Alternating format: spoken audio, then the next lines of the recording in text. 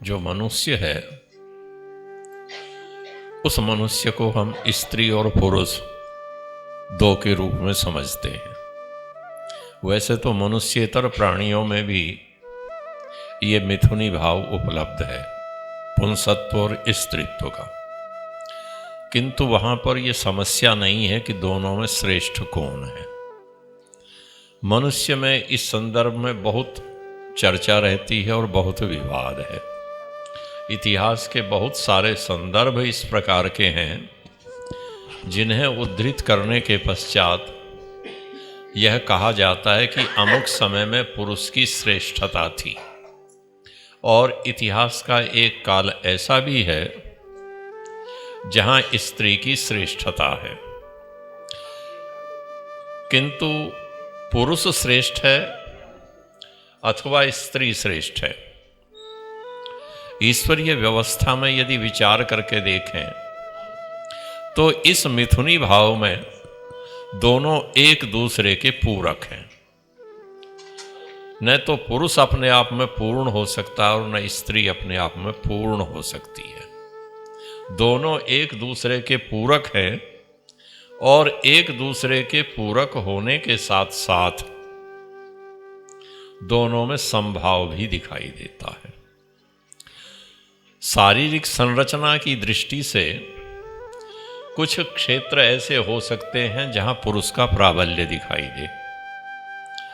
किंतु उसी के साथ कुछ ऐसे क्षेत्र भी हैं जहां पुरुष की कहीं ना कहीं कमजोरी दिखाई देती है और स्त्री का प्राबल्य दिखाई देता है। वेद ने कहा है कि इस स्त्री और पुरुष में महिमाशाली कौन है, बड़ा कौन है, शक्ति संपन्न कौन है। तो वहां कहा है कि इन दोनों में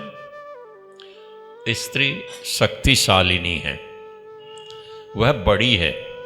उसकी महिमा अधिक है। किंतु उसकी महिमा कब अधिक है? देखिए, जब व्यक्ति को कोई अधिकार प्राप्त होता है संसार में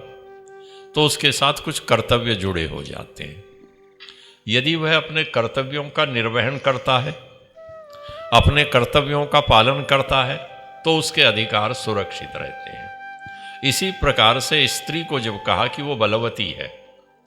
वो शक्ति का स्रोत है, वो महत्वपूर्ण है, किंतु कब महत्वपूर्ण है उसके लिए कहा कि देखिए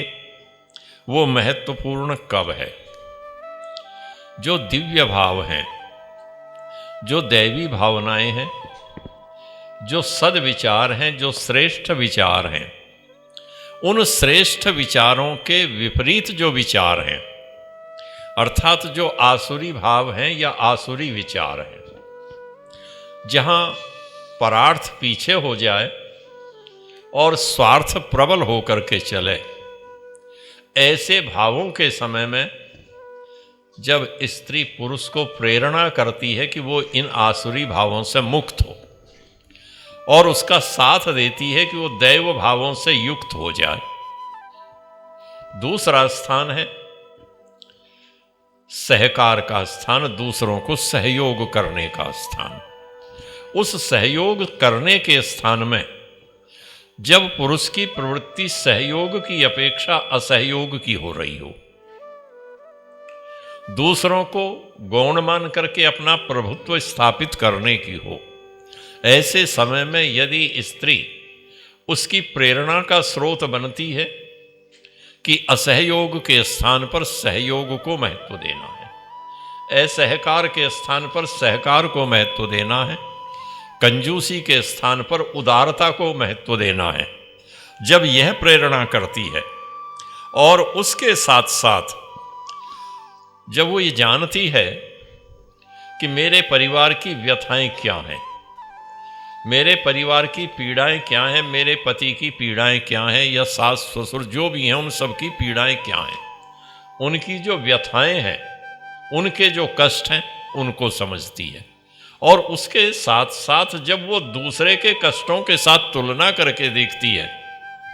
तो फिर तब विचार करने के बाद जब वो अपने परिवार को संभालती है, पति को प्रेरणा देती है कि ये व्यथाएं कोई नहीं है, ये कोई ऐसी कथा नहीं है कि जो आज हो रही हो और इन व्यथाओं से हम विचलित हो जाएं, हम पथभ्रष्ट हो जाएं, ऐसा नहीं है। ये व्यथाएं जीवन का अंग है। ये व्यथाएं सबके सामने आती रहती हैं। जब वो इस प्रकार का संबल प्रदान करती है, हतोत्साहित करने के स्थान पर उसकी शक्ति का स्रोत बनती है, प्रेरणा का स्रोत बनती है, तब। और जब वो ये पहचानती है किसी भी पुरुष को, किसी भी स्त्री को, कि ये तृषित है, ये प्यासे के जैसा है, और इसकी प्यास किस प्रकार की है, इसकी चाहना किस प्रकार की है, इसकी जो चाह है, इसकी जो प्यास है, कहीं वो वासना वाली प्यास तो नहीं है। जब वो इसका विवेक करती है और इसको समझ लेती है और उससे पीछे हटती है, उसको हतोत्साहित करती है, और उसी के साथ साथ जब दैवी भावों में अपना मन कर लेती है, जब सद्भावों को संबल प्रदान करती है, तो यदि स्त्री ऐसा करती है तो उसको कहा है उतत्वा स्त्री ससीयसी पुंसो भवती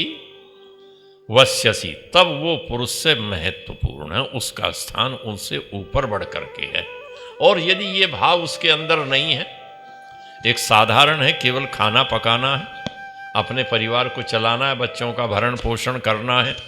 मेरे घर में जो आय के स्रोत हैं वो पवित्र हैं या अपवित्र हैं, इससे कोई लेना देना नहीं है, केवल धन का आगम बना रहना चाहिए। किंतु जब ऐसी स्थिति हो जाए और वो ये सोच करके चलने लगे कि मेरा पति क्या कर रहा है, उसके प्रति उपेक्षा भाव हो, हमारे लिए जो धन अर्जित वो कर रहा है उसमें कितनी सात्विकता है और कितनी असात्विकता है, जब वो इस विचार को छोड़ करके चले तो समझ लीजिए धीरे धीरे कहीं ना कहीं वो उस पुरुष की शक्ति नहीं रहती, और जब उसकी शक्ति नहीं रहती तो समझ लीजिए शक्तिहीन व्यक्ति की जो अवस्था होती है, शक्तिहीन समाज और परिवार की जो अवस्था बनती है, वो उसके परिवार की भी अवस्था हो जाती है, और वो उस समय फिर वो वश्यसी नहीं होती, वो उससे महत्वपूर्ण स्थान पर नहीं रहती। महत्वपूर्ण स्थान उसका तभी तक है जब तक वो अपने कर्तव्यों के प्रति सचेष्ट है, तो वो पुरुष से श्रेयस्करी है, परिवार में उसका स्थान पुरुष से बढ़ करके है, और यदि इसके प्रति उपेक्षा है तो उसका स्थान निम्न है। और जब निम्न हो जाएगा तो ध्यान रखिएगा फिर वो पालयित्री नहीं है, फिर वो पत्नी नहीं है, और जब पालयित्री नहीं है, पत्नी नहीं है, तो सब कुछ नष्ट भ्रष्ट होना नियति है। तो इसलिए स्त्री का स्थान जो लोग कहते हैं कि वैदिक साहित्य में उसको कमतर आंका गया है, कम माना गया है, यहाँ कहीं भी कम करके उसको आंका नहीं गया है, तो उसका स्थान महत्वपूर्ण है, बशर्ते वो अपने स्थान की रक्षा करती है तो।